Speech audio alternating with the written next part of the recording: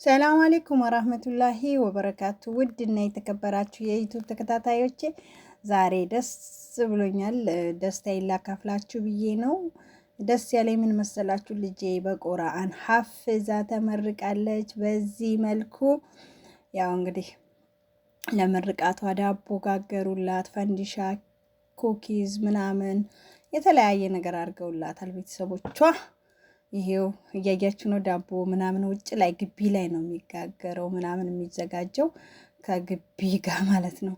በዚህ መልኩ ማሻላ ፈንዲሻው ከይሄው ሀላው ከረሜላው ምናምን የተለያየ ነገር እንደምታዩ ተደርጎ ማሻላ ተባረከላ። ከዛ በግ ይመጣል። በጉ ደግሞ ይሄው ተገዝቶ መጣ እላችኋለሁ። በዚህ መልኩ ተገዝቶ መጣ። ህጻናቶቹ እንደምታዩት ይሄ ወንዱ ልጅ እኔ ነው። ያቺ ደግሞ የወንድሜ ልጅ ናት። ማሻአላ ተባረካላ። ያው እያበሉት ነው፣ እያሻሹት ነው። በጉ ሊታረድ ነው እላችኋለሁ። ይሄ በቃ በጉ ይሄ እንደምታዩት ነው ታርዶ።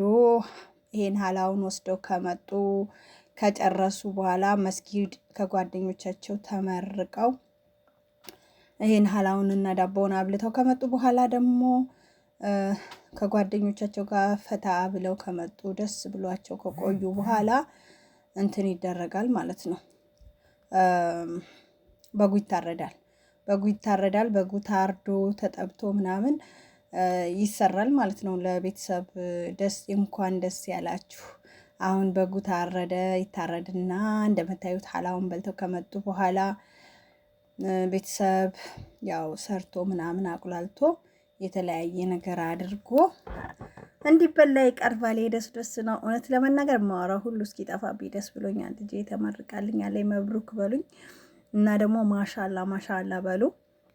ሙስሊሞች በማሻላ ኮሜንት ጻፉ። ደስ ይላል። ከምንም በላይ ከትምህርትም ከምንም በላይ ያው ሃይማኖታችንን ማወቅ ትልቅ ነገር ነው። ስለዚህ እንደኔ እኔ ደስ ብሎኛል። የእናንተን ባላቅም አኪድ ማንኛውም ሙስሊም ልጁ ቁርአን ሲሐፍዝለት ትልቁ ደስታ እሱ ነው ብዬ ነው ማምነው። ከዓለማዊ ትምህርትም የበለጠ ማነው ከዘመናዊ ትምህርትም የበለጠ ማለት እሱ ነው የሚበልጠው ብዬ ነው ማስበው። ስለዚህ እና በዚህ መልኩ ይኸውላችሁ ማሻላ ተባረካላ እንደምታዩት ነው። እንደምታዩት ልጆች ደስ ብሏቸዋል። እኔም ደስ ብሎኛል። እውነት ለመናገር በጣም ነው ደስ ያለኝ። በጣም ነው ፏ ያልኩት። እኔ ራሴ ከልጆቼ በላይ ተደስቻለሁ። እና ደግሞ አላህ ለቁም ነገር አብቅቶ ለሀገር፣ ለወገን፣ ለቤተሰብ የሚጠቅሙ ልጆች ያድርግልን። ልጆቻችን ለኛ ትርፎቻችን ናቸው። ከገንዘብም ከምንም በላይ ደስ የሚሉ ትርፎቻችን እነሱ ናቸው እና አላህ በኸይር ነገር እንዲህ ያርጉልን ምኞታችን ነው እላችኋለሁ ውዶችዬ። ያው በዚህ መልኩ እንደምታዩት በጉም ራሱን እንግዲህ ለመሰራት ጃሂዝ እየሆነ ነው። አሁን ደግሞ ይሄው በምታዩት መልኩ ቤተሰብ ያርደውና ማለት ነው። ሴቶቹ እዛው ግቢ ውስጥ እሳት ምናምን በእንጨት በብረት ድስት ተሰብስበው ይሰራሉ። ሰርተው ክሽን አድርገው ነገ ዱለት አይቀር፣ ቀይ ወጥ አይቀር፣ በብረት ምጣድ ጥብስ አይቀር በአንዴ ፏ ያረጉትና ይበላል ማለት ነው ውዶቼ። ይበላል ደስ በሚል መልኩ ቤተሰብ ደስታውን ይገልጻል። የተለያየ ነገር በማድረግ ጊዜውን ያሳልፋል እላችኋለሁ። ያው አሁን ደግሞ ያው ቅጠል አምጥተው እያበሉት ነው ልጆቹ። የልጅ ነገር እንደምታዩት ብላ እያሉ እየጋበዙት ነው። ሊበሉት ያበሉታል። አያችሁት? እና ይኸውላችሁ ልጆቻችን እንደዚህ ደስ ብሏቸዋል። ያው እነዚህ ደግሞ ነገ ሐፍዘው ተመርቀው ምናምን ለሀገር ለወገን የሚጠቅሙ ልጆች እንዲሆኑልን ከፈጣሪ እንለምናለን። እስኪ የልጆቻችሁ ደስታ የምትወዱ በደስታ ግለጹልን። ይሄው ደግሞ ሲቁላላ እንደምታዩት ዋው ሲቁላላ ነው ምላችሁ። ማሻአላ ተባረካላህ። ይሄው ወጡ ቀይ ወጡ ነው። ይሄ ደግሞ እየተቁላላ ነው።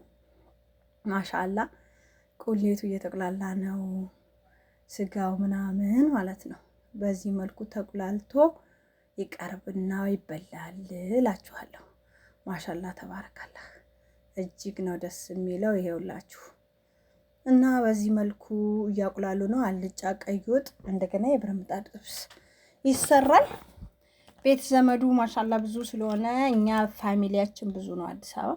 ለዛ አንድ በግ ራሱ ይበቃል ብላችሁ ነው። ማሻላ አንዴ በቃ አንዴ የሚሆን ነው። ማሻላ አላህ ዘራችንን ያብዛልን፣ ይብዙ ኢንሻአላ ከዚህ በላይ እንሆን ብዬ ዱአ አደርጋለሁ። እናንተም ተመኙልን እና ይሄው ግቢ ላይ ነው የሚሰራው በእንጨት።